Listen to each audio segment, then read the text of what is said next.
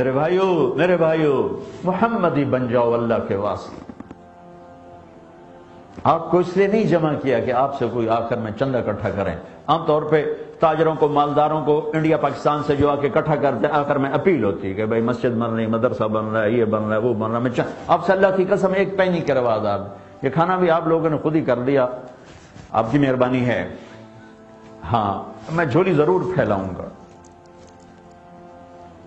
میں مانگوں گا، یہ میں پوند نہیں مانگوں گا، میں یہ مانگوں گا کلمے والے بن جاؤ، محمدی بن جاؤ، اپنی شناخت قائم کرو، اپنی پہچان قائم کرو، اپنی نسلوں کے لیے کچھ چھوڑ کے جاؤ، انہیں اسلام دے کے جاؤ۔ آپ اس دیس میں ہو، اگر آپ نے اولادوں کو ٹائم نہ دیا تو یہ ضائع ہو جائیں گے، ان کو پتہ ہی نہیں ہوگا کہ ہم کون ہیں، ان کو پتہ ہی نہیں ہوگا کہ اسلام کیا چیز ہے۔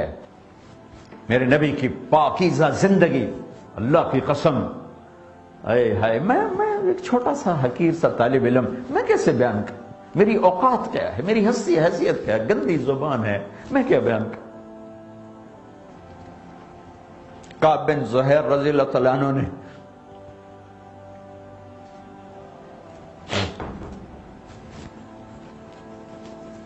کافر تھے، بڑے شاعر تھے، اللہ کے نبی کی شان میں بڑے گستاخانہ شعر کہتے تھے، پھر انہوں نے ہدایت دی تو آ کر اللہ کے نبی کے سامنے بیٹھ کر آپ کا قصیدہ پڑھا تھا، بانت سعاد فقلبی منہ مبتول، یہاں سے وہ شروع ہوتا ہے، بہت لمبا قصیدہ ہے۔ آپ اتنا خوش ہوئے کہ آپ نے اپنی چادر اتار کر گفٹ میں دی، تو ان کا بس یا رسول اللہ یہ میرا کفن بنے گا، اور میرے پاس کوئی عمل نہیں، بھئی یہی چادر، آپ کی چادر میرا کفن بنے گا۔ اللہ رسول سے تعلق سیکھو۔